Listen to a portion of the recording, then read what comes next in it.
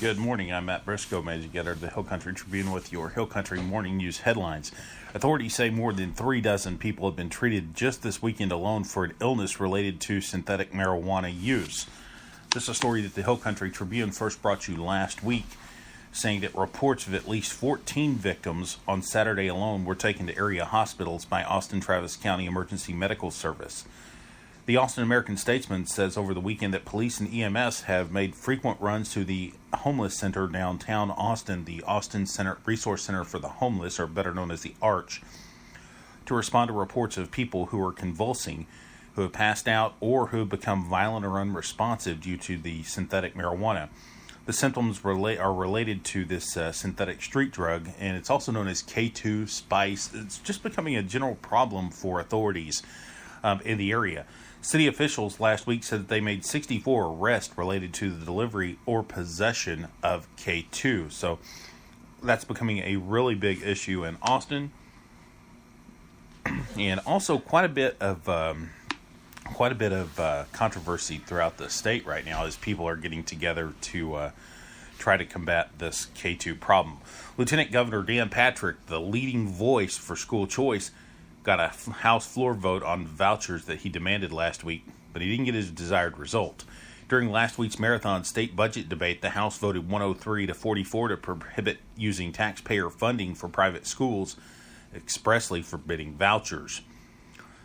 That should pretty much doom the Senate bill for at least a little while anyway, that was approved just days earlier, that creates education savings accounts, or ESAs, allowing parents to remove children from struggling public schools and send them to private alternatives. It would also ban sanctions tax breaks for businesses offering donations to help kids pay for private schooling. Dan Patrick, who is the president of the Senate and lieutenant governor, had tried publicly to force the House's hand on vouchers, fearing the Senate bill might not otherwise make it to a floor vote. Now he knows for sure. Much of the House hates vouchers as much as most of the Senate supports them. Last session, the Senate approved a larger voucher bill that didn't reach the House floor at all. In 2015, the House passed a budget amendment declaring that public school funding should stay with public schools. Both chambers are Republican-controlled, and they find common ground on other real dicey issues like abortion restrictions, sanctioning strict voter ID rules, and cracking down on immigration. So the question would be, why not on vouchers? Well, House Democrats are very strong supporters of teachers, their unions, and their public schools. Democrats typically team with Republicans from rural communities where private schools are really on the scarce side and public ones are really the top employers, as well as social centers in the school, hoping for a bill the House could stomach this time. The Senate approved vouchers that would apply to communities of 285,000 residents or less.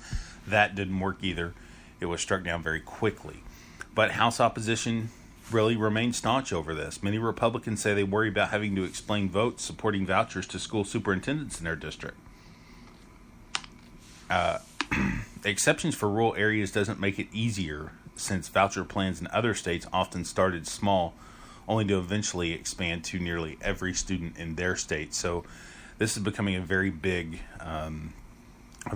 issue. Now, here's what's on tap for the Texas Legislature already.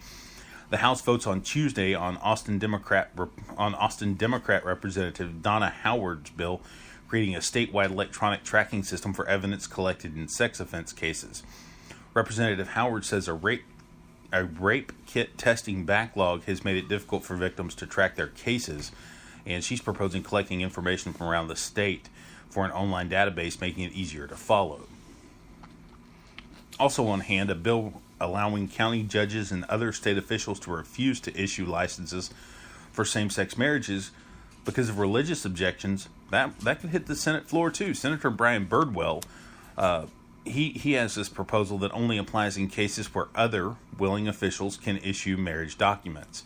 If those substituting are located outside the county where the marriage license is sought, documents could be sent electronically. Opponents say that that bill sanctions discrimination and defies the U.S. Supreme Court's legalization of gay marriage. Birdwell from Granbury, who is also a Republican, says he's protecting religious liberties of judges, county clerks, and justice of the peace. Our good friend Kirk Watson, a Democrat from Austin, he used to be the mayor of Austin, he sought to require Texas universities to adopt the affirmative consent standards in their campus sexual assault reporting policies, and that's set to clear the Senate, but only after its original aim was really dramatically decreased.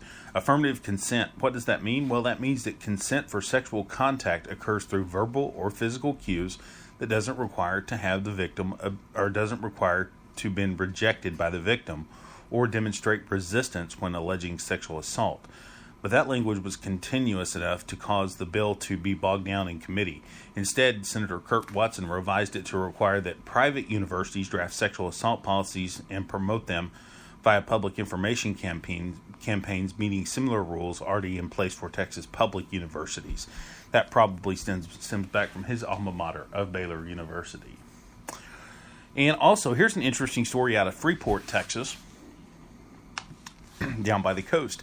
A 7-year-old boy is being credited with placing a 911 call that led police to his southeast Texas home, where authorities say his injured mother may have been a victim of domestic violence. Freeport Police Sergeant Abby Webster said that emergency dispatchers Saturday were able to determine where he was and that a disturbance was taking place. The newspaper down there, The Facts of Brazoria County, say that police found the boy's mother and her 23-year-old girlfriend, who authorities say initially refused to allow them to enter the home. Webster says that the boy's mother has injuries that required hospitalization. The other woman's been taken into custody with charges pending. And a body was recovered from the San Antonio Riverwalk as San Antonio police are investigating the discovery of a man's body in the waters of the downtown Riverwalk. Authorities say a worker along the tourist attraction flagged down a river barge driver after spotting the body Sunday morning.